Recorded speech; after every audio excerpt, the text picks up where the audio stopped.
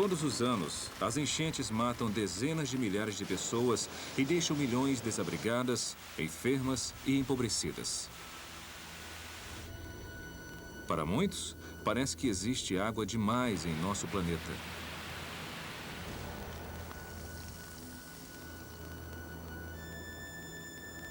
Mas, ao mesmo tempo, pelo mundo afora, áreas verdes se tornam marrons.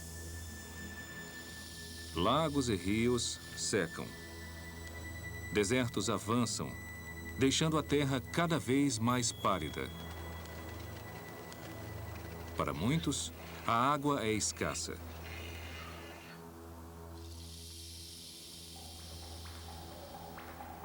Meu nome é Mark de Villiers. Passei grande parte de minha vida viajando pelo mundo como jornalista. Mas nos últimos anos, me dedico a refletir, aprender e escrever sobre a água e o que ela representa para a vida e para a própria existência do nosso planeta.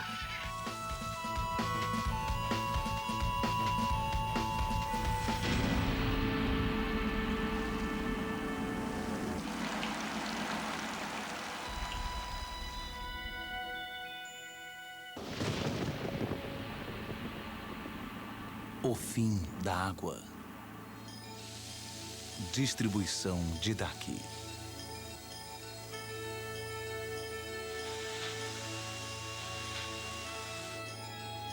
No decorrer deste programa, vamos examinar a nossa relação com a mais misteriosa e mágica das substâncias.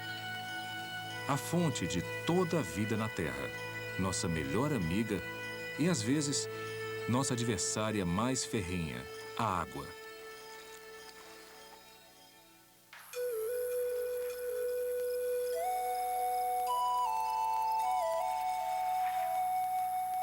Meu interesse foi despertado há muitos anos, quando eu era criança, e vivia nas áridas planícies da África do Sul. Na época, houve uma seca, a seca mais terrível do século.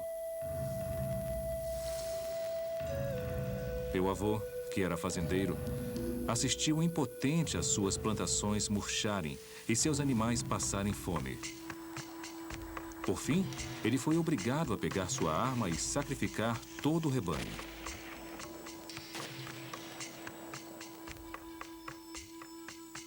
Meu avô nunca se recuperou totalmente daquele episódio. Ele me fez ver a relação dura e direta entre água e vida.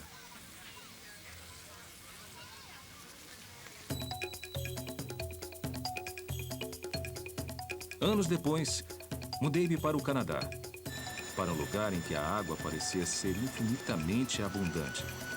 As pessoas nem se davam conta da maravilha que era aquilo. Ela estava ali, à disposição delas, e não davam o mínimo valor. E foi por causa do contraste entre lugares onde havia muita água e onde quase não havia água que resolvi trilhar este caminho.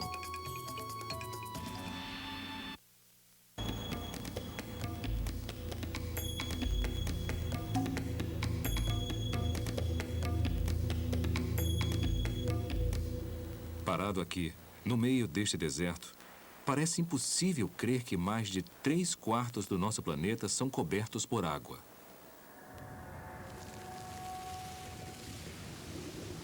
A preciosa quantidade de menos de 1%.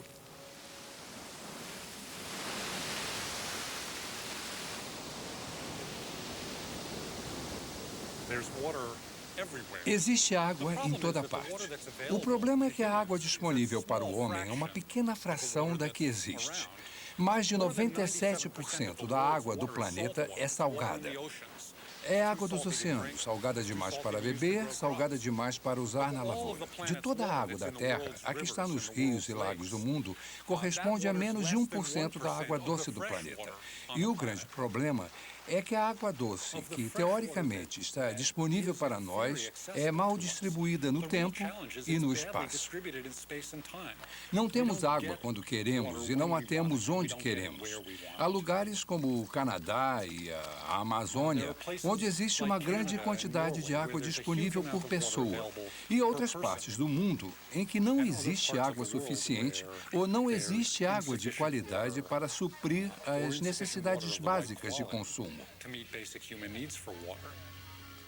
E essa má distribuição é um dos maiores desafios.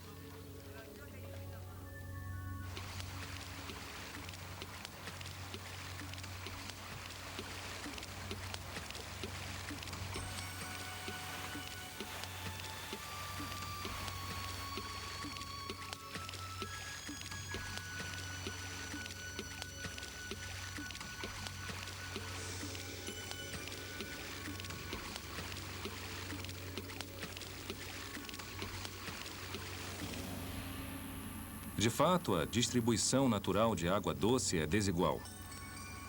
E, frequentemente, ela parece estar em desacordo com as carências e necessidades da população mundial.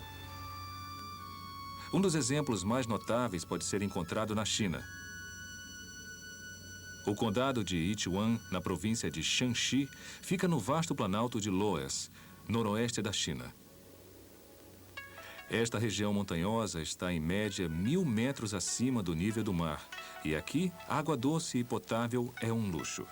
Para gerações seguidas, lidar com a escassez de água criou um estilo de vida.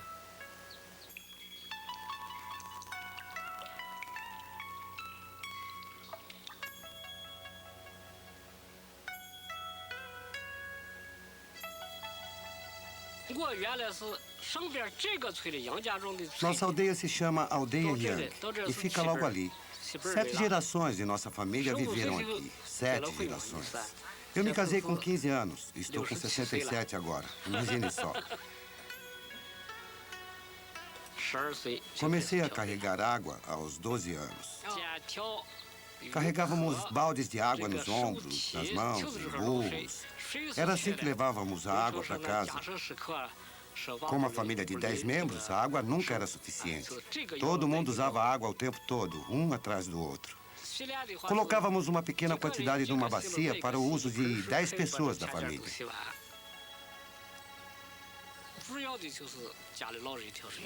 Minha família dependia do meu pai e de mim para carregar a água. Meu avô era muito idoso e era um homem instruído. Não fazia esse tipo de trabalho. E minha avó tinha pés enfaixados, então não podia andar.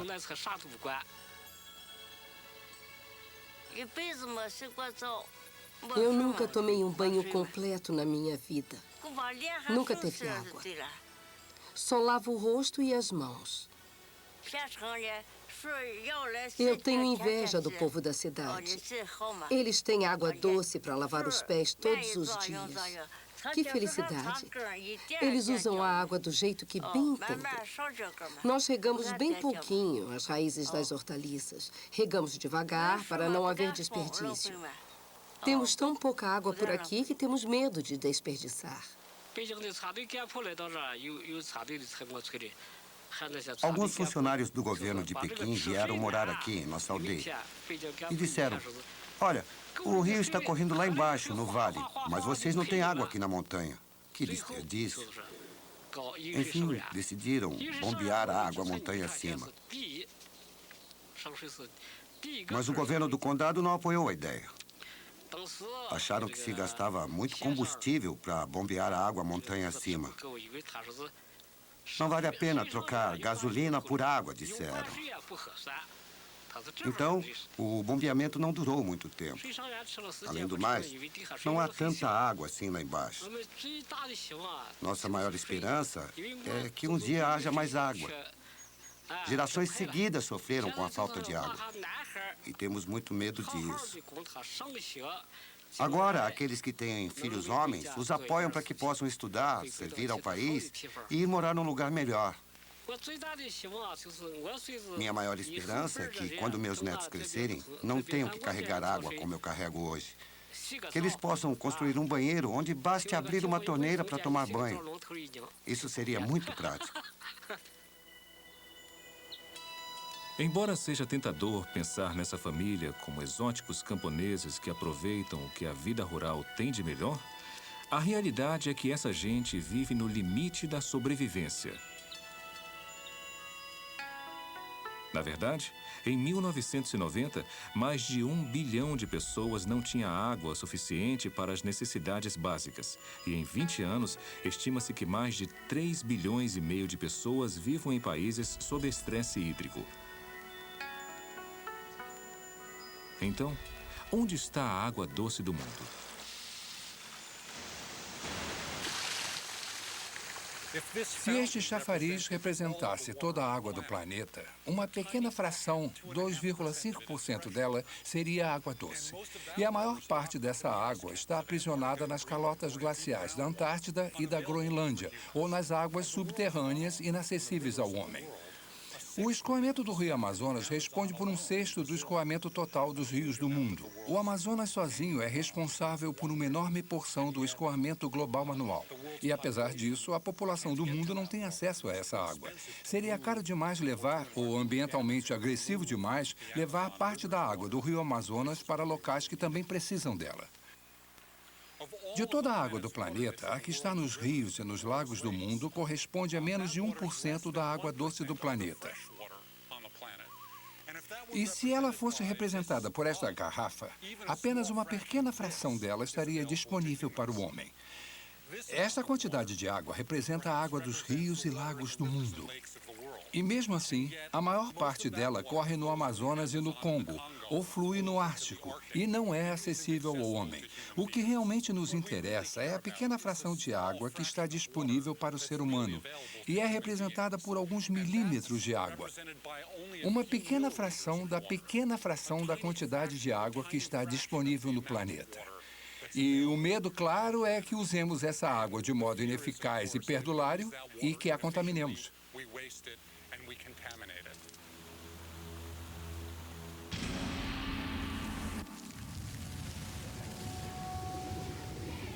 Água boa, água ruim.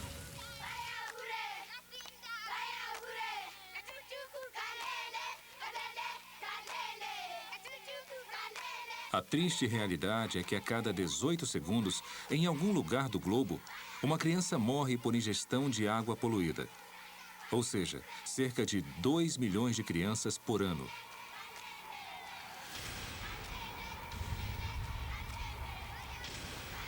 Estamos nos acostumando demais com tais imagens. Pessoas nos países em desenvolvimento que mal sobrevivem, com pouco ou nenhum acesso à água segura e potável.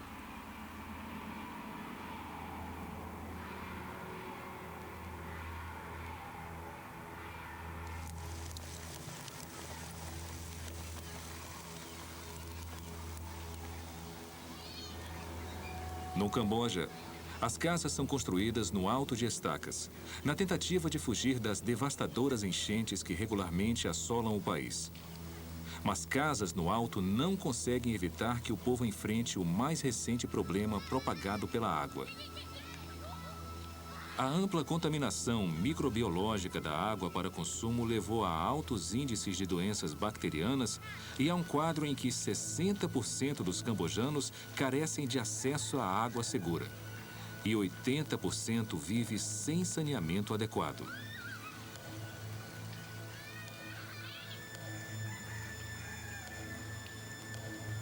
E agora, milhares de poços desse país apresentam sinais de altos índices de contaminação por arsênico, um problema potencialmente fatal, sem soluções simples. Conforme se bombeia a água de regiões cada vez mais profundas dos aquíferos, mais a qualidade da água se deteriora. E isso porque a temperatura interna da Terra é mais alta, e uma temperatura mais alta faz com que mais coisas entrem em solução, sejam dissolvidas. E algumas dessas coisas, como o arsênico, não são muito boas. Um bom exemplo dos problemas enfrentados pelos países em desenvolvimento é o de Bangladesh, onde milhões de poços foram cavados, milhões de poços foram perfurados e milhões de pessoas tiveram acesso à água limpa para consumo pela primeira vez. Acontece que muitos desses poços estavam contaminados por arsênico, um metal pesado que nem pensamos em testar. Agora, dezenas de milhões de pessoas estão bebendo água desses poços contaminados por arsênico. Contaminados a tal grau que seu consumo não seria permitido nos países desenvolvidos e nas nações industrializadas. E temos que enfrentar esse problema.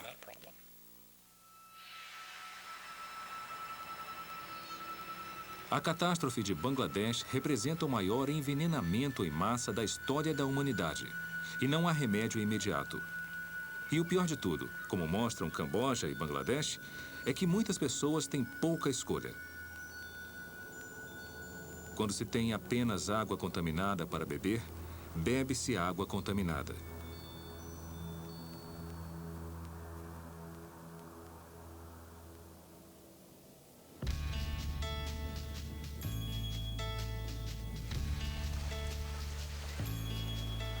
Para aqueles que vivem no conforto e na prosperidade, essa calamidade parece extremamente distante.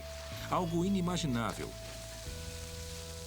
Algo que nunca irá acontecer conosco.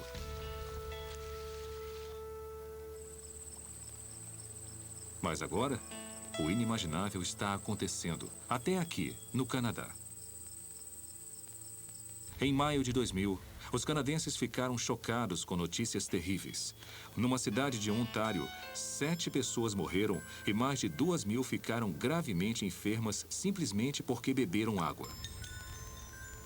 A água para consumo fora contaminada por uma cepa letal de E. coli. Aconteceu de forma rápida e discreta, mas os resultados foram devastadores.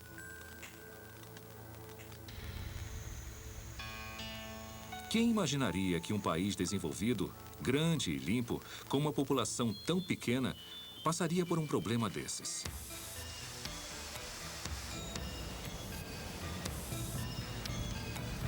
Mas a realidade assustadora é que o Canadá só está acompanhando o restante do mundo. Pesticidas e herbicidas mataram o salmão de alguns dos rios mais magníficos do Canadá. O escoamento agrícola está contaminando os lençóis freáticos de costa a costa. Nos últimos anos, centenas de comunidades do país são aconselhadas a ferver a água. Às vezes, o melhor conselho é simplesmente não beba água.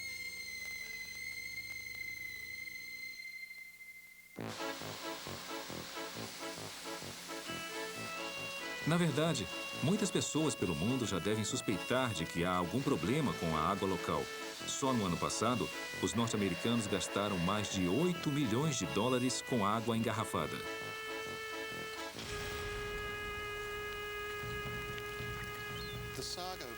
A saga da água engarrafada é muito interessante porque até pouco tempo, pouquíssimas pessoas bebiam água engarrafada. E agora elas estão em toda parte. De cinemas a academias, salas de aula, todo mundo tem pelo menos uma garrafinha de água na mesa. E a oportunidade comercial de obter lucros enormes com água engarrafada é muito tentadora, porque, surpreendentemente, hoje a água engarrafada vende mais que leite, gasolina, óleo ou produtos feitos com água, como refrigerantes.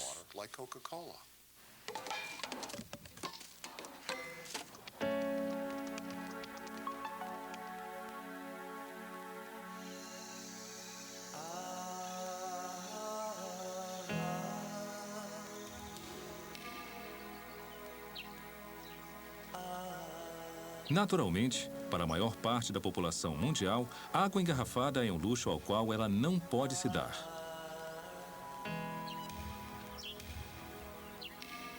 Esta aldeia, no norte da Namíbia, é exemplo de muitas na região. Seu único recurso hídrico é o rio local. Um único rio que deve satisfazer as necessidades de todas as pessoas e dos animais. O povo daqui não sabe nada sobre água limpa e tratada.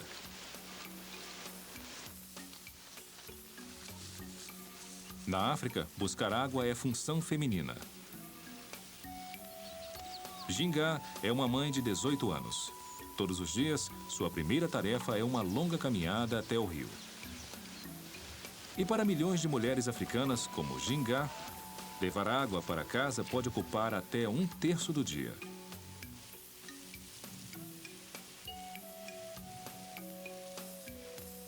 Infelizmente, os 20 litros de água que ela consegue levar para casa não são limpos, nem um pouco seguros.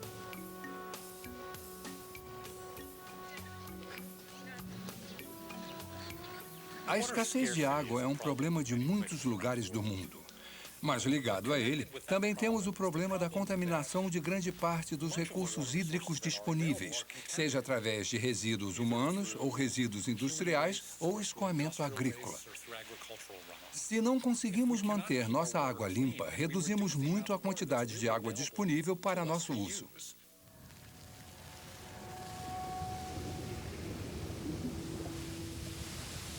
Não existe água nova.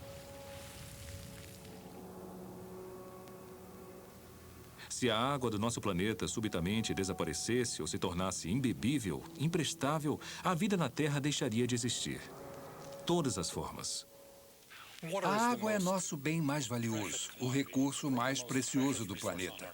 Nós a usamos para tudo. Usamos para fins industriais e agrícolas e fins residenciais. Nós a usamos para produzir as coisas que nos são imprescindíveis.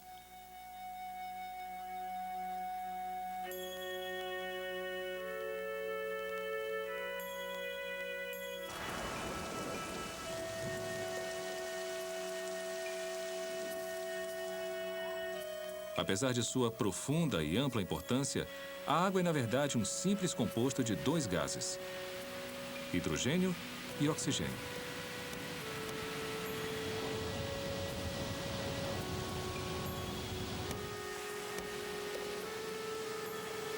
Foi a presença desses gases, em combinação com a atividade geológica primitiva no decorrer de milhões de anos, que resultou num planeta repleto de água a uma profundidade média de 6 quilômetros. Foi assim quando a Terra esfriou e assim permanece até agora. A realidade fascinante e um tanto surpreendente é que a água que bebemos hoje é exatamente a mesma água consumida por um dinossauro sedento há 65 milhões de anos. Toda a água que já existiu um dia, existe neste momento. Cada molécula de água está presa para sempre no ciclo hidrológico. Ciclo hidrológico é simplesmente a forma como a água se move, e isso ocorre em função da energia. A energia pode vir do Sol, que evapora a água da superfície do oceano. As correntes de vento transportam a água sobre a Terra, e aí a água se precipita sob a forma de chuva ou neve. Então, uma série de coisas acontece. Parte da água escorre pela superfície da Terra até os rios, mas outra parte dessa água penetra no solo. E veja que coisa interessante. A água continua se movendo, só que agora ela se move abaixo da superfície da Terra, lateralmente, onde se une a rios e córregos e os alimenta. A água subterrânea que segue correnteza abaixo pode reabastecer pântanos, lagos e rios. Uma parte da água vai para o oceano. Qualquer molécula de água que tenhamos na atmosfera, com certeza já esteve no oceano várias vezes durante vários ciclos. Então, temos um ciclo muito complicado na escala global. Inclui tudo de oceanos a calotas glaciais até a água que está no solo e em lagos e rios.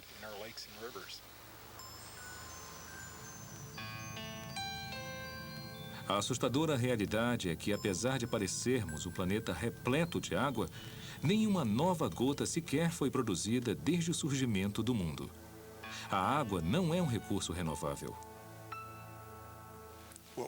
O que sabemos é que toda a água que existe, existe.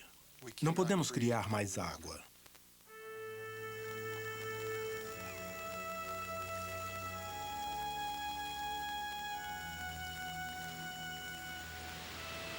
Vimos que, desde o surgimento do mundo, A água se reuniu em oceanos, lagos, rios, riachos e pântanos. Mas há outro local muito mais escondido que abriga esse tesouro.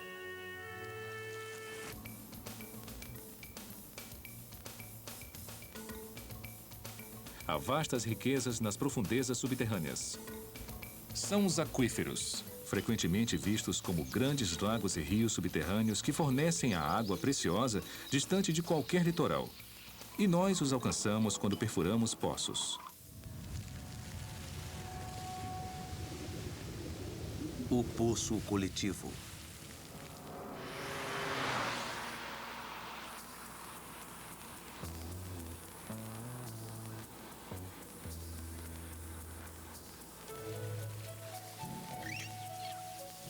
Estamos de volta à minha terra natal, o local onde fui criado, a África do Sul. Na fazenda do meu avô, às vezes passavam-se anos sem o menor sinal de chuva. Então, quase no fim da vida, ele conseguiu um equipamento de perfuração, cavou um buraco de 300 metros na rocha e argila e encontrou um aquífero. Apesar de eu ser muito criança, lembro das gotas de água limpas e frias do centro do mundo se misturando à terra empoeirada da fazenda e as lágrimas do meu avô. Para meu avô, era um milagre, algo puramente bom, a vida extraída da rocha. O que o meu avô fez chama-se mineração de água. A insustentável retirada de água de um aquífero que não será mais reabastecido.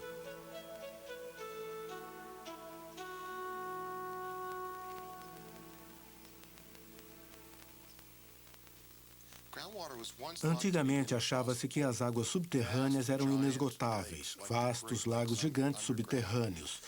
Hoje sabemos que a água subterrânea é a água que caiu sob a forma de chuva.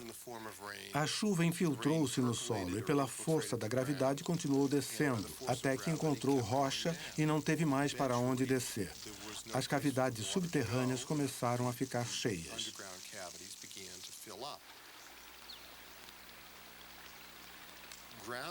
As águas subterrâneas abastecem os rios. Pense desta forma. Se não chove há algum tempo, de onde vem a água de um rio? E a resposta é, ela vem do solo. A água se move abaixo da superfície lateralmente até chegar ao rio. É daí que vem a água do rio.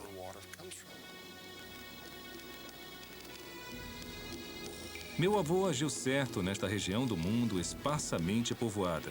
Mas se houvesse mais gente fazendo o que ele fez, o aquífero teria começado a diminuir e finalmente teria secado.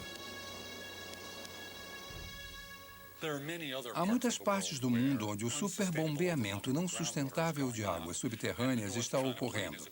A planície do norte da China é um grande exemplo, assim como parte do Vale Central da Califórnia.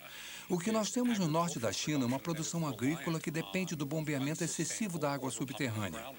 E isso não poderá continuar.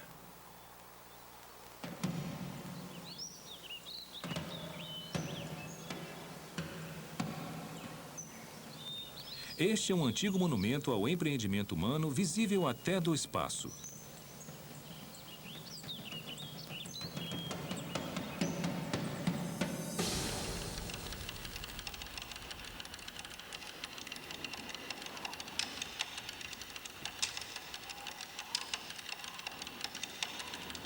Este trecho da Grande Muralha da China, no norte da província de Shanxi, está arruinado e quase enterrado devido ao deslocamento constante de terra e areia. Este antigo monumento à determinação humana parece enfrentar um adversário à altura. A água, ou mais precisamente, a não natural falta de água, é o motivo de a Grande Muralha estar quase enterrada.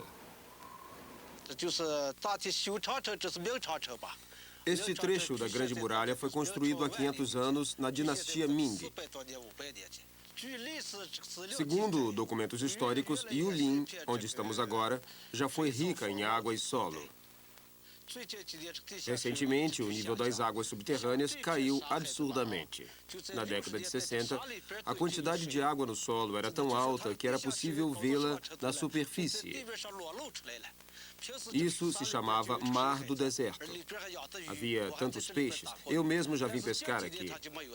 Mas todos eles desapareceram. No lado norte da Grande Muralha, o nível da água subterrânea era de 1 a 2 metros da superfície. Mas desde a década de 90, caiu a 3 ou 4 metros de profundidade. Os aquíferos são bombeados em pontos cada vez mais baixos. Logo, a água terá de ser retirada de outro lugar, ou a produção agrícola terá de se mudar.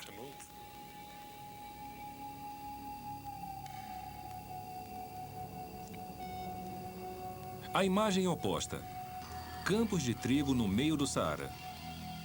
Esta exuberante plantação só existe devido à água subterrânea transportada por centenas de quilômetros de canos. A Líbia fica no norte da África. O Saara ocupa praticamente seu território inteiro. É um dos países mais áridos do mundo. Mas abaixo do Saara existem vastos aquíferos que contêm bilhões de litros de água. Para levar a água até onde era necessária, o governo líbio deu início ao maior projeto de mineração de água do mundo.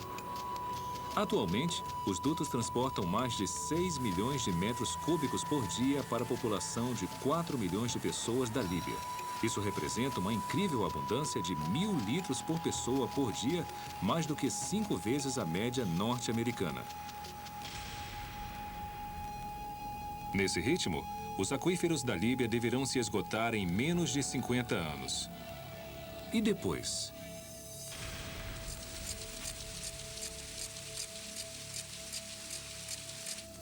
Infelizmente, a Líbia não é a única a drenar aquíferos numa velocidade alarmante.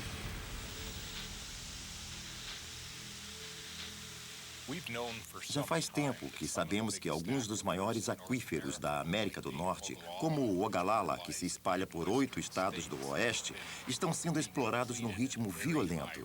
O nível da água cai vários metros por ano.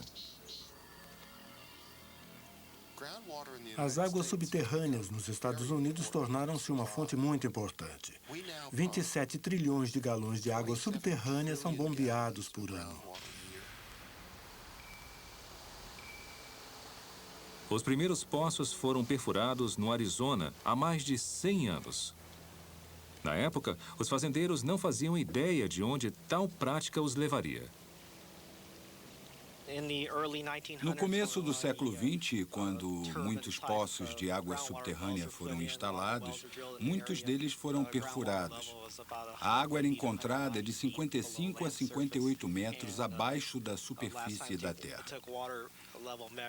Na última vez que medimos o nível da água, mais ou menos no ano passado, ela estava a 76 metros. Nós perdemos provavelmente de 21 a 18 metros de elevação do nível estático da água.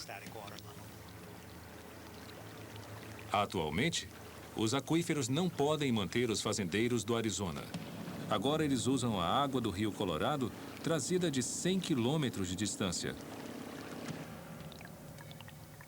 No oeste dos Estados Unidos, a agricultura sempre foi criticada por causa do volume de água que usamos. Na verdade, quase 80% da água usada vai para a agricultura. Mas o que move essa agricultura é uma população mundial cada vez maior, com demandas crescentes de alimento, roupas e abrigo. É uma situação perigosa. Quando se trata de água ou o homem tende a perder por um motivo específico. Algumas pessoas acham que nossos recursos hídricos e nossas fontes de alimentação podem manter a população. Não é o caso.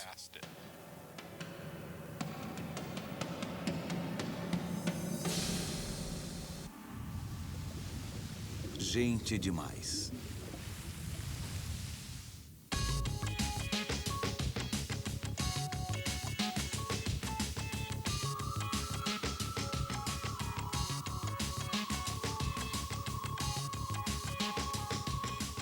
A superpopulação pode ser o maior desafio enfrentado em nossos esforços para evitar um apocalipse hídrico. Mas o problema não é uma simples questão de números.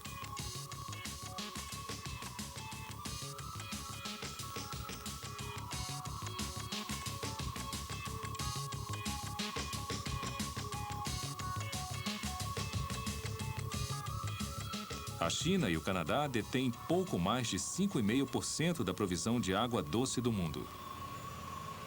Os dois países possuem recursos hídricos praticamente idênticos. Mas a população da China, oscilando em torno de 1,3 bilhão de pessoas, é quase 40 vezes maior que a do Canadá. A cada 3 anos, só o número de bebês nascidos na China equivale à população inteira do Canadá, apesar de a política chinesa só permitir um filho por casal.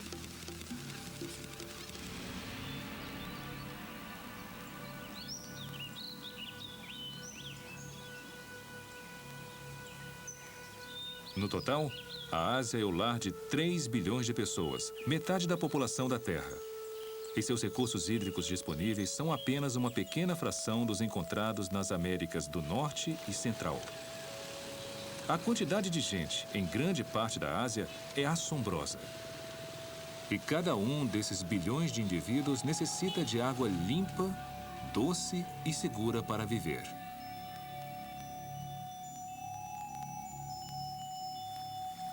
A superpopulação não é exclusividade da Ásia ou do terceiro mundo.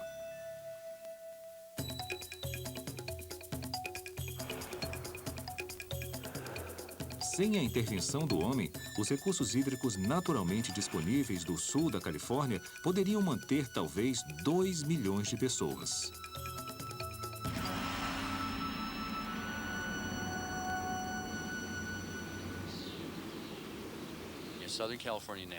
O sul da Califórnia tem mais de 15 milhões de pessoas em seus 7 condados contíguos. 15 milhões de pessoas. Não haveria como a capacidade de suporte natural desta área manter tanta gente. No entanto, o sucesso da infraestrutura da irrigação possibilita o sustento de uma população cada vez maior, que requer cada vez mais água. Aqui em Tucson, a população do vale ultrapassou os 900 mil. Um aumento tremendo e que não dá sinais de parar. Da última vez que contei, havia 145 condomínios em construção em Tucson. Não casas, mas condomínios. Há 50 anos, a população de Las Vegas era de 50 mil pessoas. Hoje, essa cidade, em pleno deserto, tem mais de 1,5 milhão de pessoas. Há mais de 50 campos de golfe a serem regados, quando antigamente só havia 5.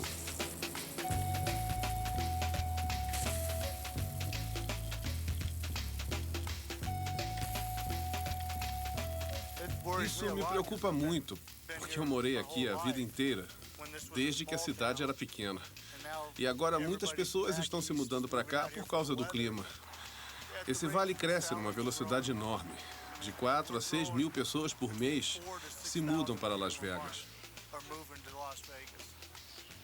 A longo prazo, se continuar crescendo do jeito que está hoje, teremos graves problemas por causa da água.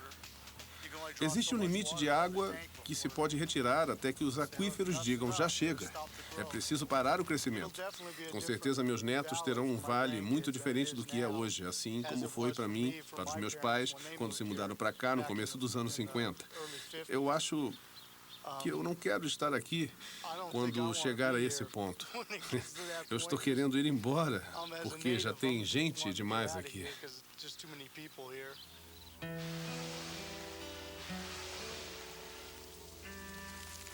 O verdadeiro problema em relação ao uso da água é o crescimento populacional. O verdadeiro problema de qualquer questão ambiental é o crescimento populacional. Isso move tudo. Estamos chegando a um futuro no qual a água é cada vez mais escassa.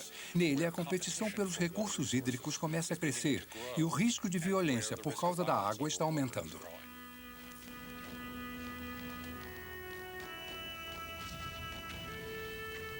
Acho que as próximas grandes guerras, políticas ou não, serão por causa da água e não tanto por causa do petróleo.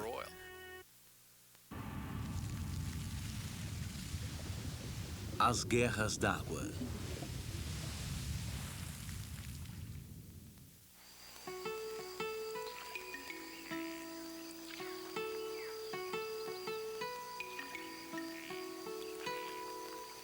Esse é o belo rio Okavango. o terceiro maior rio do sul da África.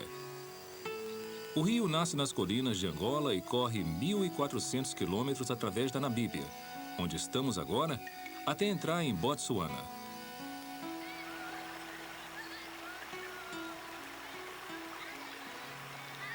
Esta aldeia é um lugar dependente da imediata disponibilidade de água e de todos os benefícios associados a ela. O Okavango é uma artéria vital. Ele alimenta e fornece alimento. Roupas são lavadas nele. Crianças brincam nele. É a via de transporte para ir de um lugar a outro. Um grande número de formas de vida nele se desenvolve. O rio fornece até raízes de nenúfares e junco para a construção de casas. Nesta parte do mundo, o rio é a própria vida.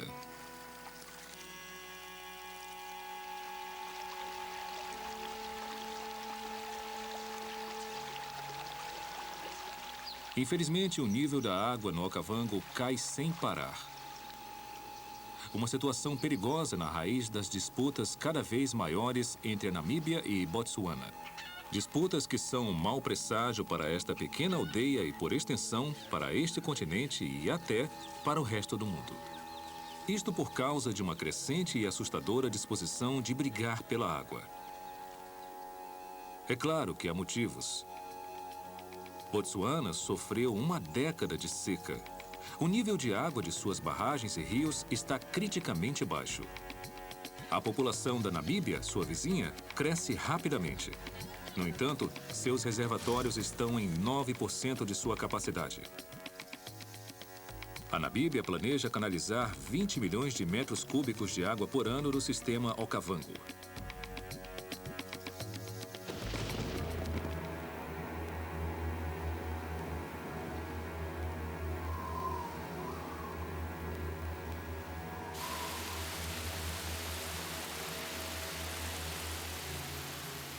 Botsuana ameaçou explodir a tubulação caso a Namíbia execute seu plano.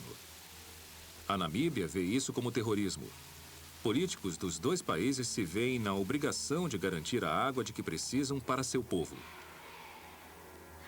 Então, a ameaça de uma guerra por causa da água paira fortemente sobre os dois países.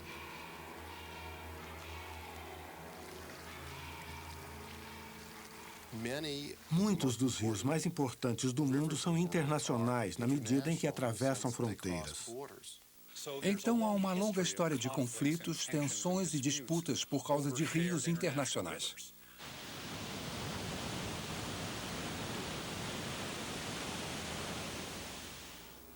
Acho que o conflito por causa da água está se tornando cada vez mais grave, não menos grave. A água é fundamental para tudo que fazemos, e basta esse motivo para que ela seja uma arma política, um instrumento para a guerra, um motivo para conflitos. Se existe algo que prenuncia um apocalipse hídrico, é o espectro da guerra.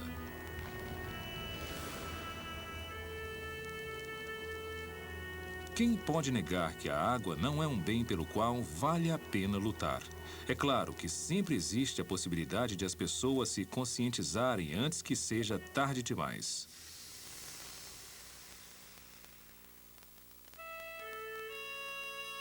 O mundo mudou muito desde os tempos do meu avô.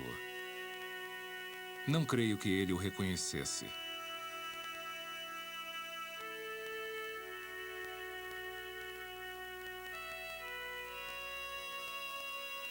De algum modo, conseguimos relacionar nossa sobrevivência enquanto espécie à nossa inclinação para dar soluções tecnológicas a praticamente tudo.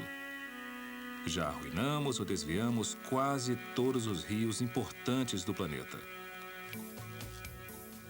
Gostamos de mudar as coisas. Mas a água não aceita pacificamente as mudanças por mais que nos esforcemos.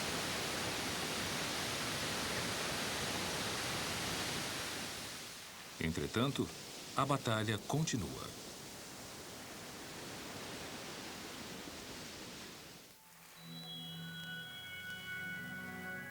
Versão brasileira Audio News.